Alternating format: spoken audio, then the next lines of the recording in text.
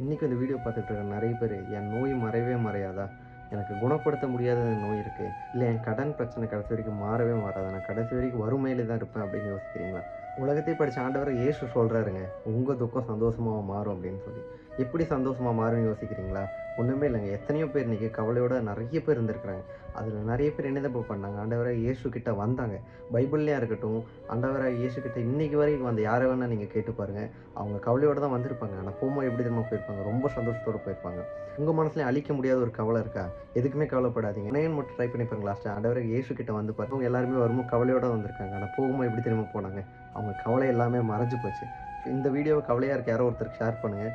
அவங்களுக்கு நீங்கள் ஒரு பிளெஸிங்காக மாறுவீங்க. அதே ஆண்டவராக இயேசு கிறிஸ்து இன்னொன்று சொல்லியிருக்காரு. என்னது சொல்லியிருக்காரு, நாளைய தினத்தை கொடுத்து கவலைப்படாதீங்கன்னு சொல்லியிருக்காரு. அப்போ ஏங்க நீங்கள் நாளைக்கு பற்றி கவலைப்படணும்? ஆண்டவராக இயேசு கிட்ட வாங்க, உங்கள் கவலையெல்லாம் மறைஞ்சு போகும்.